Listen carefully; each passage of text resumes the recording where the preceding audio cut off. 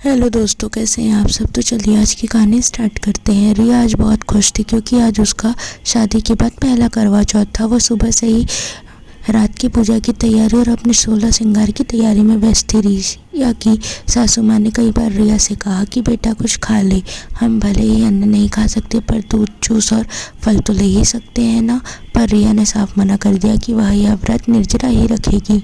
अभिषेक से शादी होने के बाद रिया बहुत खुश थी क्योंकि वह एक बिन माँ बाप की लड़की थी। उसके मामा मामी ने जैसे तैसे उसकी परवरिश की थी, पर वह अपनी मामा मामी की एहसानमंद थी क्योंकि उन्होंने इतना अच्छा ससुराल और अभिषेक जैसा लड़का ढूंढा था उसके लिए, जिसकी उसने सपने में भी कल्पना नहीं की थी। रिया के सास ससुर उसे अपनी बहू नहीं बेटी की तरह रखते थे और अभिषेक भी उससे प्यार करता था, पर उसे अपना प्यार जताना नहीं आता था और वह कभी कभी रिया के ऊपर चिड़चिड़ भी करता था, जिससे रिया को लगता था कि काम के प्रेशर के कारण वह ऐसा कर रहा है। रिया और अभिषेक की शादी को अभी 8 महीने हुए थे। रिया को तो अपनी किस्मत पर विश्वास ही नहीं हो रहा था कि उसे इतना अच्छा पति और सास ससुर मिल गए। पर पिछले कुछ दिनों से अभिषेक का व्यवहार रिया के लिए थोड़ा बदला हुआ था, पर रिया ने इस बात पर ज़्यादा ध्यान नहीं दिया और वह हमेशा अभिषेक को खुश रखने की कोशिश करती रही। पर अभिषेक उसकी थोड़ी सी भी बात पर चिढ़ जाता या फिर उसे डांटने लगता। आज करवा चौथ के दिन रिया शाम के 7 बजे से ही दुल्हन की जैसे तैयार होकर पूजा की तैयारी में लग गई। फिर दोनों सास बहू ने मिलकर पूजा की। रिया ने सोचा कि अभिषेक थोड़ी देर में आ जाएंगे। देखते देखते रात के 9:30 हो गया, पर अभिषेक का कोई अता पता नहीं था। इतने में चांद भी आ गया। ससुर जी ने सासू माँ को पानी पिलाकर उनका व्रत खुलवाया। इधर रिया का भी भूख से बुरा हाल हो रहा था। उसने कई बार अभिषेक को कॉल किया, लेकिन अभिषेक ने कॉल रिसीव ही नहीं किया। तो सासू माँ ने कहा कि बेटा चांद को देखकर व्रत खोल ले, वो शायद कोई ज़रूरी मीटिंग में होगा इसलिए कॉल रिसीव नहीं कर रहा है। तो रिया ने कहा कि मम्मी जी, मैं पापा जी के साथ एक बार उनके ऑफिस जाती हूँ। तो सासू माँ ने हाँ कह दिया।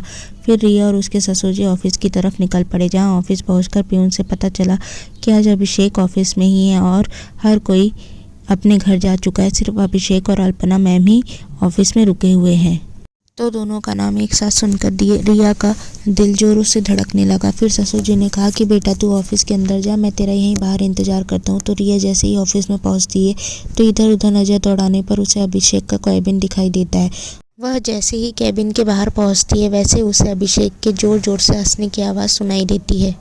अभिषेक कह रहा था कि अल्पना, तुम्हें क्या लगता है मैंने उस गंवार गरीब और अनाथ लड़की से शादी इसलिए की क्योंकि वो मुझे पसंद आ गई। मैंने तो उससे शादी इसलिए की क्योंकि वो 2 टाइम का खाना खाकर मेरे घर और मेरे बूढ़े माँ बाप की सेवा करे और मैं तुम संग जीवन के मज़े ले सकूँ। उसकी बात सुनकर अल्पना ने उसे गले से लगा लिया और फिर दोनों साथ में हंसने लगे। उनकी बात सुनकर रिया कैबिन के अंदर चली गई। उसे देखकर दोनों एकदम सन्न रह गए। रिया ने अभिषेक का कॉलर पकड़कर कहा कि तुम्हें क्या लगता है मैं एक गंवार लड़की हूँ? तुम्हारा घर संभालने के लिए तुमसे शादी करके आई हूँ? तो ये तुम्हारी गलतफहमी है। तुम देखते जाओ मैं तुम्हारा क्या हाल करती हूँ। तुम्हारे माँ बाप ने तो मुझे बेटी की तरह ही रखा है, तो उनका तो इसमें कोई दोष नहीं है।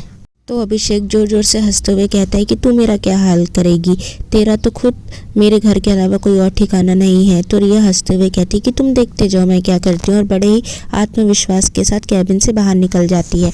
बाहर आकर जब ससुर जी ने अभिषेक के बारे में पूछा तो उसने कुछ भी नहीं बताया और ड्राइवर को घर चलने के लिए कहा।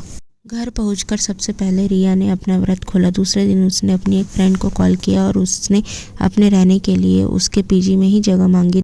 तो उसकी फ्रेंड ने हाँ कह दिया। जब वो बैग पैक करके घर से जाने लगी तो सास ससुर ने रिया से घर छोड़ने का कारण पूछा। तो रिया ने उन्हें अभिषेक की सारी करतूत बता दी। अपने बेटे की करतूत जानकर उन्होंने भी रिया को रोकने की कोई कोशिश नहीं की।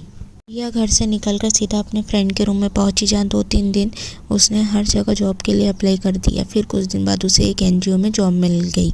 फिर रिया ने पुलिस स्टेशन जाकर अभिषेक पर दहेज प्रताड़ना और घरेलू हिंसा का आरोप लगाया। उसे पता था कि वह गलत कर रही है, पर उसे ये भी पता था कि अभिषेक ने जो उसके साथ किया है वो उससे भी ज़्यादा गलत था।